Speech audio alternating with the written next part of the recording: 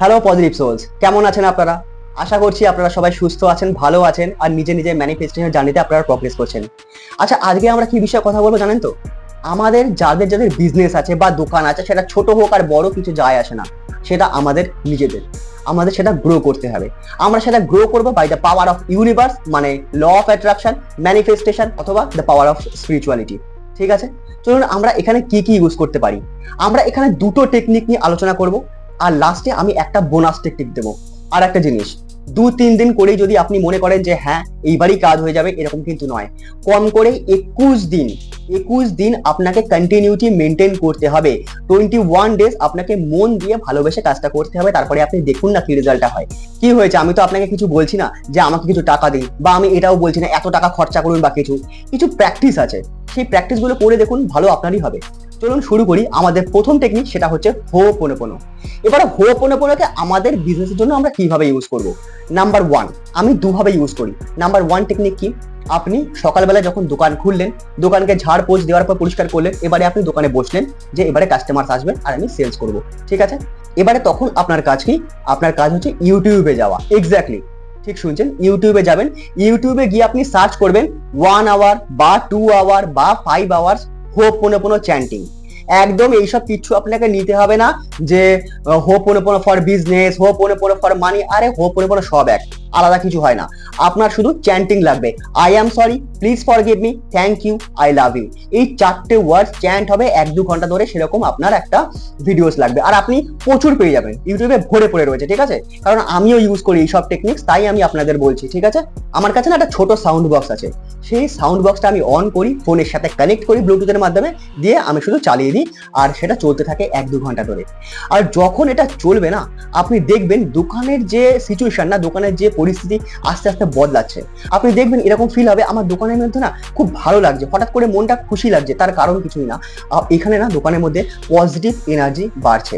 আর যখন positive energy বাড়বে, তখন স্বাভাবিকভাবেই আপনার সেলসটাও বাড়বে। এটা হচ্ছে একটা পদ্ধতি যেভাবে আমি ইউজ করি আমার দোকানের জন্য, আমার সেলসকে বাড়ানোর জন্য, আর সত্যি এতে কাজ হয়। কিন্তু আমি শুধু এই একটা জিনিসই ইউজ করি না, আমি হোপোনোপোনোকে না আরেকভাবে ইউজ করি। সেটা হচ্ছে দিনে 5 থেকে 10 মিনিটের জন্য আমি সময় বার করে আমি আমার ঘরে বসি, দরজাটা বন্ধ করি যাতে কেউ আমাকে ডিস্টার্ব না করতে পারে।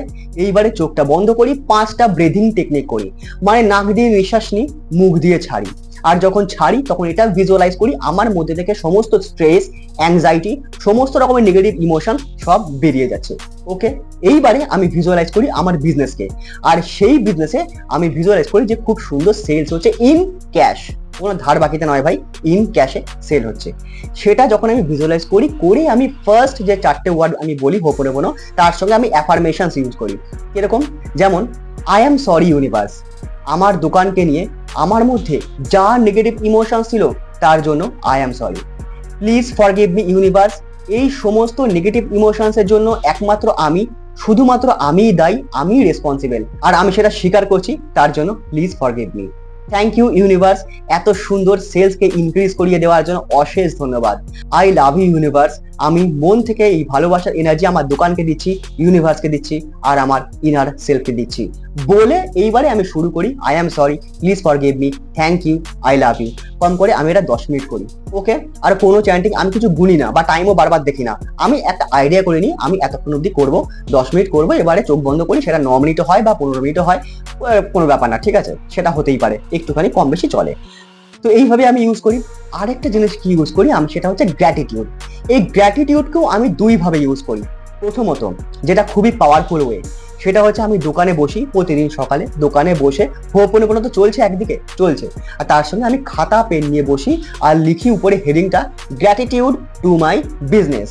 লিখে নাম্বার 1 দিয়ে আমি কি দিই, thank you universe, I have my own business and its sales are increasing every day. Number 2, thank you universe for every sale I provide to the people and earning some money. Thank you universe, my sales are increasing every day and people are satisfied here. Customers are satisfied here. আমি এইভাবে লিখতে থাকি, আমি 15টা 20টাও লিখে দিই, কোনো ব্যাপার না, এত জিনিস আমার আস্তে আস্তে করে মাথায় আসে না। কারণ যখন আপনি কোনো পজিটিভ এনার্জিতে নিজেকে শিফট করবেন, তখন থেকে না আস্তে আস্তে আপনি সেই পজিটিভ এনার্জি সাইকেলে পড়ে যাবেন। আর যখন সেই সাইকেলে পড়বেন আস্তে আস্তে ভালো জিনিস বেরাতে থাকবে। আর আপনি এই পদ্ধতিগুলো 21 দিন ইউজ করে দেখুন কি হয়, তারপরে না হয় আপনি বলবেন কাজ হয়েছে কি হয়নি। আর গ্র্যাটিটিউডকে আমি আরেকটা ভাবে ইউজ করি, আর এর ফলে না কি হয়, আমার মধ্যে খুব বেশি করে না পজিটিভ এনার্জি আমি ফিল করতে পারি। এবারে আমি গ্র্যাটিটিউড মুখে কিভাবে দিই, আমি চোখ বন্ধ করি, আমি আমার বিজনেসের কথা মনে করি, আর বিজনেসের কথা মনে করে আমি মুখে মুখে মানে আমি চ্যান্টিং করি যে থ্যাংক ইউ, আমার কাছে এত সুন্দর বিজনেস আছে, থ্যাংক ইউ আমার বিজনেসের সেলস হচ্ছে, থ্যাংক ইউ প্রত্যেকটা কাস্টমার এখানে স্যাটিসফাইড, থ্যাংক ইউ আমি উন্নত মানের জিনিস তুলনামূলকভাবে কম দামে দিচ্ছি অন্যদের থেকে। আমি এরকম ভাবে শুধু গ্র্যাটিটিউড দিয়ে যাই, খুব ভালো লাগে।